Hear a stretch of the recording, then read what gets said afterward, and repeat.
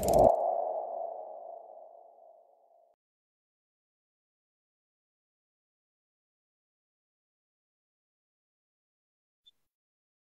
Doctor বৃন্দ, আসসালামু আলাইকুম।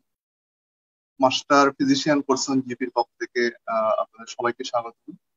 আমি আপনারা দেখতেই পাচ্ছেন, আমি doctor Mohammad Mehedi Hasan, FCPS in medicine, and now I am a resident of PhD cardiology at Bangabandhu Sheikh Mujib medical. আমাদের আজকের সেশনটা মূলত কোনো একাডেমিক সেশন নয়, এটা হচ্ছে সম্পূর্ণরূপে জেনারেল প্র্যাকটিস ওরিয়েন্টেড। আপনারা এই কোর্সটার সাথে পরিচিত, আপনারা এর আগেও ক্লাস করেছেন।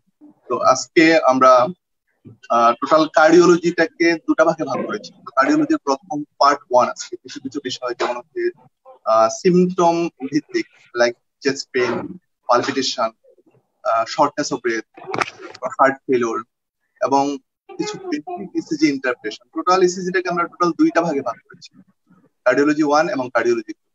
তো আজকে আমরা ইনশাল্লাহ কিছু ইসিজি আপনাদের সাথে দেখানোর চেষ্টা করবো, ডিসকাশনের চেষ্টা করবো। আপনারা কমেন্ট করে আমার সাথে থাকুন। আমাদের পেশেন্টরা কিন্তু কখনো আমাদের কাছে যখন আসে তখন ওরা ডেভিডসন পড়ে আসে না, কিংবা হ্যারিসন পড়ে আসে না, কিংবা কোনো টেক্সট বই পড়ে আসে। ওরা আমাদের কাছে বিভিন্ন ধরনের সিমটম নিয়ে আসে। যেমন কেউ বলে যে আমার বুকে ব্যথা করছে, কেউ বলে যে আমার বুক ধড়ফড় করছে, কেউ বলছে যে আমার শ্বাসকষ্ট হচ্ছে। তো এই সিমটম থেকে একজন দক্ষ ফিজিশিয়ান কি করে, একজন ভালো ইনভেস্টিগেটর কি করে, যে ওখান থেকে একটা ডায়াগনোসিসে রিচ করার চেষ্টা করে এবং সেই অনুযায়ী ফার্দার ইভালুয়েশনের চেষ্টা করে। যেমন আপনার কাছে একটা পেশেন্ট আসলো যে a 40 years old woman presented with the chest pain for 15 days. From history, this is very confusing whether chest pain is angina or not. আমি যাদের সাথে কথা বলছি, মানে যে সিনারিওতে কথা বলছি, অলমোস্ট আমরা সবাই কিন্তু পেরিফেরির সেটিংসে প্র্যাকটিস করব। তো এখন একটা পেরিফেরি সেটিংসে আপনার কাছে যখন পেশেন্ট আসার পর ধরুন বললো যে বুকে ব্যথা, এখন আপনি যদি টেক্সট বুকের মতো করে ওর সিমটম অ্যানালাইসিস করতে যান, তখন কিন্তু আপনি কোনো কুল কিনারা পাবেন না। যদি আপনি জিজ্ঞেস করেন যে বুকে কোথায় ব্যথা, তখন একবার দেখাবে বাম পাশে ব্যথা, একবার দেখাবে ডান পাশে ব্যথা, একবার দেখাবে পেটে ব্যথা। যদি বলেন যে কিসে বাড়ে, আপনি যেটি প্রশ্ন করবেন যে এটা থেকে বাড়ে, বলবে যে হ্যাঁ বাড়ে, হ্যাঁ বাড়ে। সুতরাং এই জিনিসগুলা খুবই ক্রিটিক্যাল এবং খুবই দক্ষতার সাথে আপনাকে তার কাছ থেকে রিয়েল হিস্ট্রিটুকু বের করে নিয়ে আসা, এটা মানে খুবই ক্রিটিক্যাল একটা জিনিস। এখন আপনি কি করবেন? What will be the focused history? আপনি হিস্ট্রিটাকে কিভাবে ফোকাসিং করবেন? ক্লিনিক্যাল এক্সামিনেশন ফোকাসিং কিভাবে করবেন? সিম্পল কি ইনভেস্টিগেশন থেকে আপনি কি পেশেন্টকে ট্রিট করবেন অথবা রেফার করে দিবেন? তাহলে এই ব্যাপারে আমরা একটা ডিসিশন মেকিং এর একটা চেষ্টা করব। আপনি আপনার চেম্বারে একটা পেশেন্টকে টোটাল ইভালুয়েশনের জন্য ম্যাক্সিমাম সময় পাবেন 10 থেকে 15 মিনিট, এর বেশি কিন্তু নয়। মিনিমাম 10 মিনিট এবং ম্যাক্সিমাম হচ্ছে 15। ধরেন অনেকেই আমার কাছে একটা কোশ্চেন করে যে আমরা ধরেন নতুন প্র্যাকটিস করছি, আমাদের চেম্বারে পেশেন্ট অনেক কম, এখন আমরা একটা পেশেন্ট থেকে অনেক সময়, দীর্ঘ সময় নিয়ে আমি দেখবো, 30 মিনিট 40 মিনিট সময় নিয়ে দেখবো, নাকি পেশেন্ট সংখ্যক আমার যাই থাকুক আমি 10 থেকে 15 মিনিটের মধ্যে ইভ্যালুয়েশনের চেষ্টা করি? আমি বলবো যে আপনি অবশ্যই 10 থেকে 15 মিনিটের মধ্যে ইভ্যালুয়েশনের চেষ্টা করবেন। কারণ এখন হয়তো আপনার চেম্বারে পেশেন্ট কম, কিন্তু 2 থেকে 3 মাস পরে কিংবা 6 মাস পরে এই সংখ্যাটা কিন্তু অনেক হয়ে যাবে। তখন কিন্তু আপনি যেই পেশেন্টটাকে আগে আধা ঘন্টা কিংবা 1 ঘন্টা সময় দিয়েছেন, তখন আপনার এক্সপেকটেশন আপনার প্রতি তার থাকবে যে আপনিও তাকে এইবারও আধা ঘন্টা, 40 মিনিট, 45 মিনিট করে সময় নেন। তো যখন সে প্রত্যাশাটুকু আপনি পূরণ করতে পারবেন না, তখন সে কিন্তু আপনার প্রতি কিছুটা মনোক্ষুণ্ণ হবে কিংবা কিছু হতাশা করবে। সুতরাং সিম্পলি 10 থেকে 15 মিনিটে হিস্ট্রি, এক্সামিনেশন, ইনভেস্টিগেশন এবং ট্রিটমেন্ট সবটুকু 10 থেকে 15 মিনিটের মধ্যে শেষ করার চেষ্টা করতে হবে। এখন আমি বলবো যে যে আপনার কাছে নিয়ে আসলো পেশেন্ট থেকে চেস্ট পেন। এখন চেস্ট পেনের ইভালুয়েশন যখন একটা 40 ইয়ার চলবেন, আপনার কাছে চেস্ট পেন নিয়ে আসবে, তখন জেনারেল প্র্যাকটিসের ব্যাপারটা হচ্ছে আপনাকে কিছু ডিডি মাথায় সেট করে নিয়ে আসবে। আপনি কি চিন্তা করছেন যে 40 বছর একটা মহিলা 15 দিন ধরে চেস্ট পেন, এটা কি হতে পারে? এখন দেখি আমরা কি হতে পারে। এটা হতে পারে একটা musculoskeletal chest pain. Next slide. হতে পারে একটা মাস্কুলোস্কেলিটাল চেস্ট পেন, হতে পারে না? এটাই হচ্ছে আমরা কমন প্র্যাকটিসের চেস্ট পেনের সবচেয়ে কমন কজ পাই আমরা মাস্কুলোস্কেলিটাল। এটা হতে পারে একটা প্লুরাইটিক চেস্ট পেন। এটা হতে পারে একটা গ্যাস্ট্রোএসোফেজিয়াল রিফ্লাক্স ডিজিজ, অথবা হতে পারে স্লাইড চেঞ্জ স্লাইড চেঞ্জ এটা হতে পারে একটা গ্যাস্ট্রোএসোফেজিয়াল রিফ্লাক্স ডিজিজ, অথবা হতে পারে এটা একটা নাম। আপনারা যারা চেম্বার প্র্যাকটিস করবেন কিংবা করছেন, আপনারা জানেন যে কিছু কিছু পেশেন্ট আপনার কাছে এমনি আসে, যে দেখবে যে ডক্টরটা কেমন, দেখতে কেমন, তার ব্যবহার কেমন, যে নাথিং, এমনি এমনি আসে, কিছু নাও হতে পারে। এইটাও আপনাকে চেম্বার প্র্যাকটিস আপনাকে মাথায় রাখতে।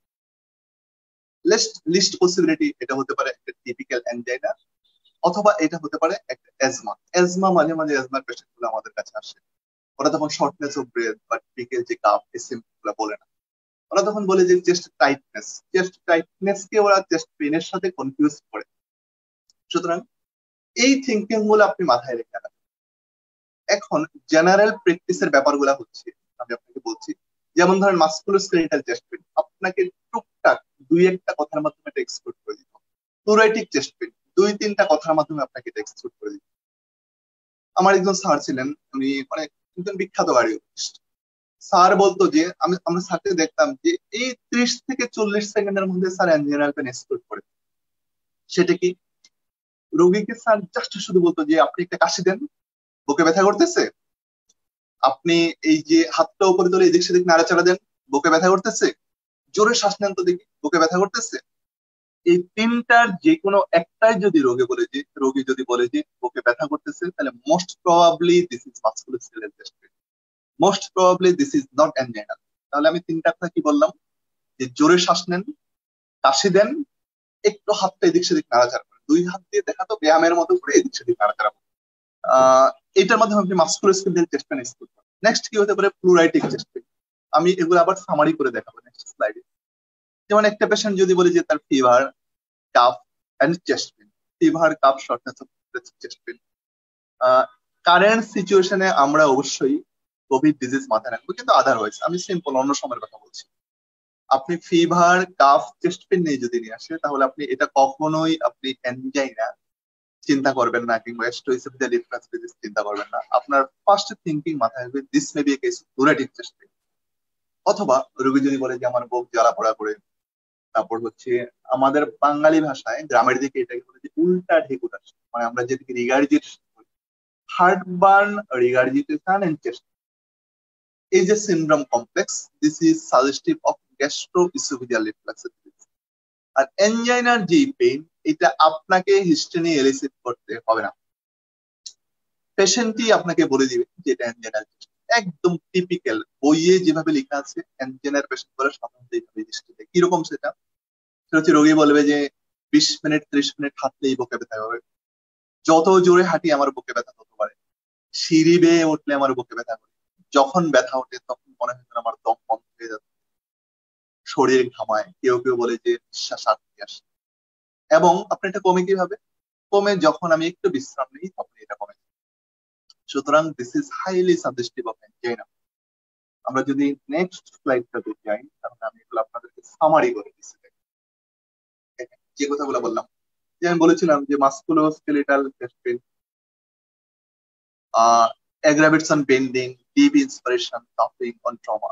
This is typical musculoskeletal.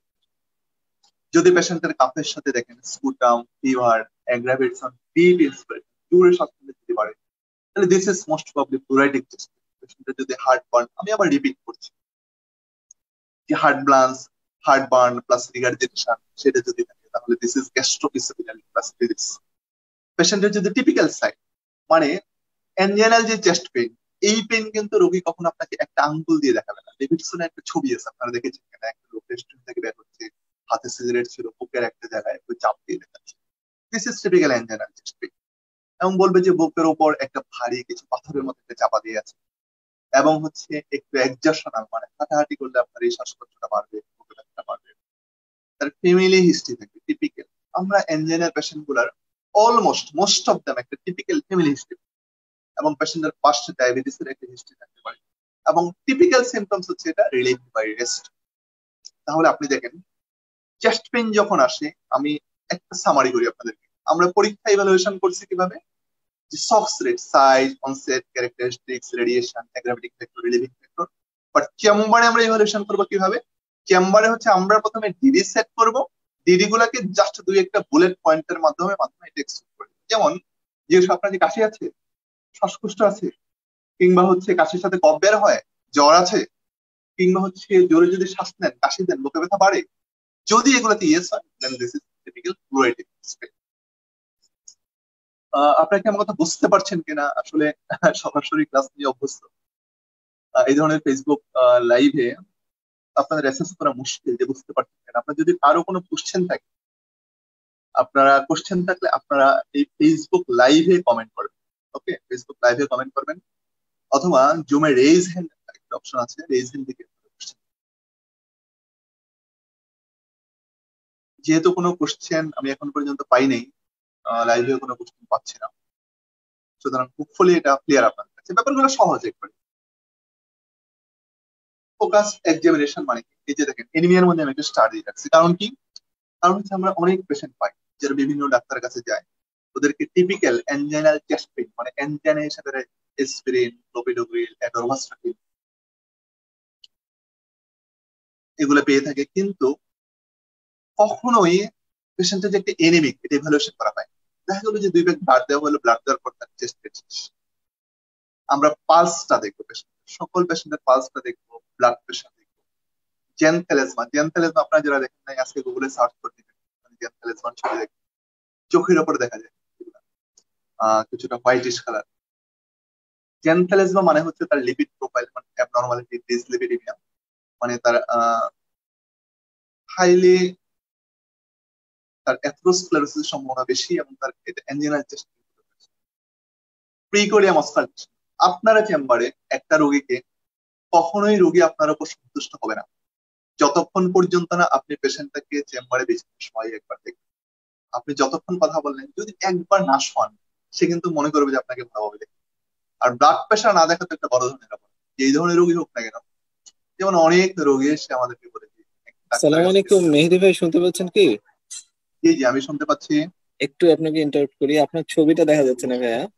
আপনি যদি আপনার স্টার্ট ভিডিও অপশনটা দেন তাহলে না অন্যরা না, আপনার আমি ছবি ইচ্ছা করেই দিচ্ছি না দিচ্ছেন না। ও আচ্ছা আমার। আচ্ছা, ঠিক আছে। না না না, আমি ঠিক হচ্ছে আছে, ওই যে হেড শেপ করা তো ওই কারণে। আচ্ছা আচ্ছা, ঠিক আছে, ওকে। তো কালী বন্ধু আহ, বলছো? জি জি, আমি তালিবুল বসে বলতেছিলাম। হ্যাঁ, ঠিক তো আছে। প্রিয় শিক্ষার্থীবৃন্দ, আপনারা উপভোগ করছেন, আমি নিজে উপভোগ করছি, স্যারের ক্লাস অত্যন্ত ভালো হয়। আপনাদের যদি কোনো কোশ্চেন থাকে সেই কোশ্চেন গুলো আপনারা কমেন্টে করবেন। আহ, আর স্যার কন্টিনিউ করেন, মেহেদি ভাই কন্টিনিউ করেন তাহলে। ওকে, থ্যাংক ইউ থ্যাংক ইউ। জি, আসসালামু আলাইকুম। অস্কালটেশন অফ প্রিকোর্ডিয়াম, আপনি প্রিকোর্ডিয়ামটা অস্কালটেশন করবেন। অস্কালটেশন অফ চেস্ট ফ্রম ব্যাক, এইখানে দেখেন আমি দুটো স্টার দিচ্ছি। এইটা একটা আমরা যখন প্র্যাকটিস করব তখন আমাদের নলেজ, আমাদের স্কিলস, এটার পাশাপাশি আমাদের রিলিজিয়াস ব্যাকগ্রাউন্ড, আমাদের সোশ্যাল স্টিগমাটা, এই ব্যাপারগুলো কিন্তু আমাদের খেয়াল রাখতে হবে। যেমন আমি নোয়াখালীতে প্র্যাকটিস করছি, ওখানে এক আহ, মহিলা পেশেন্ট আমার মায়ের মতো, উনি আমাকে বলছে যে বাবা তুমি আমাকে যেই আদব সহকারে দেখলা, এই জীবনে কোনো ডাক্তার আমাকে এতটা আদব সহকারে দেখেনি। যেমন ফিমেল পেশেন্ট যদি হয় তাহলে আপনারা অনেকে যদি ফ্রন্ট থেকে অস্কালটেট করেন তাহলে ওরা কিছুটা এম্বারাস ফিল, ওদেরকে আপনারা ব্যাক থেকে অস্কালটেট করার চেষ্টা করবেন ইফ পসিবল। এখন আমরা সিম্পল কিছু ইনভেস্টিগেশনে চলে যাচ্ছি। তাহলে আমি দেখেন আমি যদি আবার রিকেপ করি, দেখেন আমি কি কি বলেছিলাম, কি কি হতে পারে। এটা এট ফার্স্ট আমি বলেছিলাম এটা মাস্কুলোস্কেলেটাল চেস্ট পেন হতে পারে, এটা প্লুরাইটিস চেস্ট পেন হতে পারে, এটা নাথিং হতে পারে, এটা একটা গ্যাস্ট্রো ইসোফেজিয়াল রিফ্লাক্স ডিজিজ হতে পারে, অথবা অ্যানজাইনা হতে পারে। এটা ছাড়াও আরো অনেক কিছু হতে পারে, but this is more common scenario in our clinical practice. এখন আমি এই সিনারিও গুলোর কথা বলছি। তাহলে সিম্পল কি ইনভেস্টিগেশন গুলো কি দিবেন? এখন এই ইনভেস্টিগেশনের ব্যাপারে আমি আমার কিছু প্র্যাকটিক্যাল, আমি বারবার বলছি, আমি আপনাদেরকে যা কথা বলছি এগুলো কিন্তু কোনো, this is not an academic approach. This is a practical approach. This is an experience approach for general practice. Okay.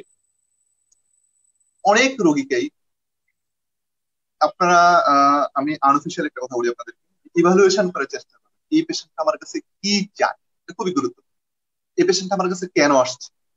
পেশেন্টটাকে investigation করাতে চায় নাকি চায় না? অনেক পেশেন্ট আছে যে যদি আপনি ইনভেস্টিগেশন দেন তাহলে খুবই বিরক্ত হয়, আবার অনেক পেশেন্ট আসে যারা ইনভেস্টিগেশন না দিলে খুবই বিরক্ত হয়। আচ্ছা, তাহলে আমি কি করি সাধারণত? আমি যেটা করি যে যদি প্রয়োজন না হয় আমি সাধারণত পেশেন্টকে ইনভেস্টিগেশন দেই না। আমি কিছু আমার এক্সপিরিয়েন্স থেকে কিংবা আমার নলেজ স্কিলস থেকে আমি পেশেন্টকে কিছুটা ট্রিটমেন্ট দিয়ে দেই এবং বলি যে আপনি কিছু ইনভেস্টিগেশন লিখে দেন পাশাপাশি, যে আপনি এই ওষুধগুলো খান, যদি ইমপ্রুভ না হয় তাহলে 7 দিন পরেই পরীক্ষাগুলো করে দেখা করবেন। ক্লিয়ার? যে যদি ইমপ্রুভ না হয় 7 দিন পরেই পরীক্ষাগুলো করে দেখা করবেন। এখন এই যে সিম্পলিফাইড ইনভেস্টিগেশন হবে, আপনি কখনো ডেভিড সিনার মতো করে বা বইয়ের মতো করে বাংলাদেশের সিনারিওতে আপনি পারবেন না। আমাদের এই ধরনের আমাদের রোগীদের এই ধরনের আর্থিক সামর্থ্য নাই, এটা আপনাকে এলাও করে। যেমন আপনি এই সিম্পল ইনভেস্ট দিতে পারেন, একটা কমপ্লিট ব্লাড কাউন্ট দিয়ে sir, chest x-ray poster review, একটা ইসিজি, একটা ইকো টুডি এন্ড এমন, একটা ইটিটি, এগুলো আমি পড়ে বলছি। একটা কমপ্লিট ব্লাড কাউন্টে আপনি কি এক্সপেক্ট করেন? আমি আগে বলেছিলাম, দেখেন একটা পেশেন্ট এনিমিয়া নিয়েও কিন্তু দীর্ঘদিন শুধুমাত্র অনলি চেস্ট পেন, এনিমিয়া সেটা করে চেস্ট পেন হতে পারে, সুতরাং এনিমিয়া আপনাকে এক্সক্লুড করতে হবে। আপনি যদি দেখেন সেখানে নিউট্রোফিলিক লিউকোসাইট, ডাব্লিউবিসি কাউন্ট বেশি, নিউট্রোফিল কাউন্ট বেশি, ইএসআর বেশি, তাহলে most probably this is respiratory infection or pleuritic chest pain. আমি খুব স্লোলি আগাচ্ছি যাতে সবার বুঝতে কোনো ক্যাচ করতে কোনো সমস্যা না হয়।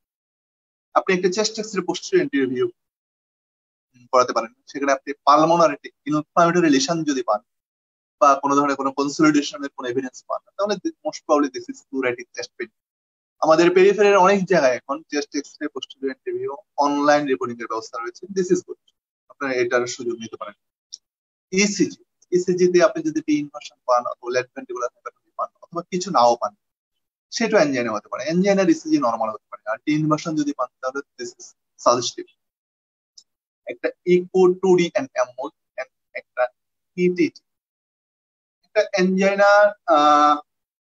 ডায়াগনোসিস করার জন্য ইটিটি মোস্ট ফিজিবল একটা ইনভেস্টিগেশন। এবং আপনারা ইকো টুরিয়ান এম মোড এবং কালার ডপলার ইকোকার্ডিওগ্রাফি, কিন্তু দুইটা মোড আছে, এটা নিয়ে আমি পরে বলবো, ঠিক আছে? আমি বলছি পরে। আর ইটিটি, এইটা নিয়ে আমি পরে কথা বলবো। তাহলে ইকো এবং ইটিটি, ইটিটিতে কিন্তু লেখা থাকে যে ETT report is suggestive of provocable myocardial ischaemia, মানে আপনাকে এটা কনফার্মেটরি বলে দিবে যে এটা anginal chest pain or not. এখন একটা আমি নেক্সট স্লাইডে যাই, একটা স্যাম্পল প্রেসক্রিপশন আমাদের কাছে দেখেন। আমি জানি এই স্যাম্পল প্রেসক্রিপশন গুলোর প্রতি সবার আগ্রহ খুব বেশি। দেখেন, আপনারা চাইলে কিন্তু মোবাইলের স্ক্রিন আপনারা ইয়ে করতে পারেন, জুম করতে পারেন। একটা পেশেন্ট মিসেস সিজ আমার কাছে আসছে, চেস্ট পেইন ফর 1 মান্থ। আমি এখানে দেখলাম যে তার লোকালাইজ টেন্ডারনেস ওভার চেস্ট এবং ব্লাড প্রেশার দেখলাম যে 110/70। আমি তাকে দিয়েছিলাম যে investigations CBC ESR ECG chest poster review এবং বলেছি যে কিছু তাকে ট্রিটমেন্টও দিয়ে দিয়েছি যে আপনি এই ওষুধগুলো খান, যদি ইমপ্রুভ না হয় 7 দিন পরে দেখবেন। এখন দেখেন, যেহেতু লোকালাইজ টেন্ডারনেস ওভার চেস্ট, তাহলে most probably this is musculoskeletal chest pain. একজন লিখছেন যে কথা একটু কেটে কেটে আসছে, এখন কি কথা ক্লিয়ার?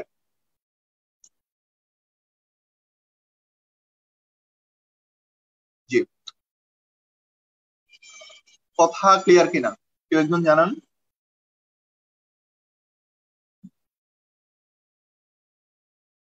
আচ্ছা ঠিক আছে, এখানে দেখেন লেখা আছে যেটা নেপ্রোসেন 500 মিলিগ্রাম, একটা করে দিনে 2 বার খাওয়ার পর 10 দিন। 10 দিন আমি তাকে একটা মানে একটা স্ট্রং অ্যানালজেসিক দিলাম, তারপর 10 দিন পর থেকে আমি তাকে একটা সিম্পল প্যারাসিটামল দিলাম, যে 1 মাস। সাথে তাকে আমি একটা এন্টি আলসার দিলাম, দেখেন ট্যাবলেট জোরেল, একটা করে দিনে 2 বার খাওয়ার আগে 1 মাস, আর একটা ট্যাবলেট ট্রিপটিন। কথা কি এখনো স্পষ্ট শোনা যাচ্ছে? দেখুন তো, এখনো স্পষ্ট শোনা যাচ্ছে কথা? Yes, thank you. দেখেন এখানে আমি দিলাম কি ন্যাপ্রোসিন এবং হচ্ছে জোরেল এবং হচ্ছে ট্রিপটিন। প্রত্যেকটা ওষুধ সম্পর্কে আমি একটু কিছু বলতে চাই। Naprosyn, this is a very important analysis এবং চমৎকার একটা অ্যানালিসিস। ন্যাপ্রোসিন স্যার আমি সাধারণত প্র্যাকটিসে 3টা অ্যানালিসিস ইউজ করি, ন্যাপ্রোসিন ইউজ করি, ইনডোমিথাসিন ইউজ করি, আর হচ্ছে এসিক্লোফান। এসিক্লোফান একটা আমি অনেক বেশি পরিমাণে ইউজ করি। সেই সাথে দেখেন আমি একটা এন্টিআলসার দিলাম ট্যাবলেট জোরাল, এটা একটা রেবিপ্রাজল। এই রেবিপ্রাজলের একটা সুবিধা হচ্ছে এটার দাম হচ্ছে মাত্র 3 টাকা। নেক্সট একটা ওষুধ দিলাম আমি, দেখেন ট্যাবলেট ট্রিপটিন। ট্রিপটিন আমার ডোজ কি দিয়েছি এখানে 10 মিলিগ্রাম একটা ডোজ। এখন ট্রিপটিন বইয়ে যে ডোজ লেখা আছে 25 মিলিগ্রাম, 50 মিলিগ্রাম, 75 মিলিগ্রাম, এটা বাংলাদেশের সিনারিওতে আপনারা ওই ডোজে প্র্যাকটিস করতে পারবেন না। এমিটিপ্রেলিন দিলে আপনারা অত্যন্ত লো ডোজেই একটা দিবেন, 10 মিলিগ্রাম করে দিবেন। আমরা যখন প্রথম প্রথম প্র্যাকটিস শুরু করি তখন বইয়ের মতো করে 25 মিলিগ্রাম প্র্যাকটিস করতাম, এতে দেখা যেত যে রোগীরা প্রচুর ঘুমায়, অনেকের ইউরিনে রিটেনশন হয়ে যায়, অনেকের ড্রাই মাউথ, এবং রোগীর এতে পেশেন্ট কমপ্লেন্স খুবই খারাপ। রোগীরা এসে বলে যে কোন ওষুধ সাথে আমার রিয়েকশন করতে পারে, এই ধরনের কথাবার্তা। তারপর থেকে আমরা ট্রিপটিন 10 মিলিগ্রামে একটু প্র্যাকটিস করি। ঠিক আছে, তাহলে হোপফুলি এই প্রেসক্রিপশন আপনার কাছে ক্লিয়ার। নেক্সট স্লাইডে যাবে।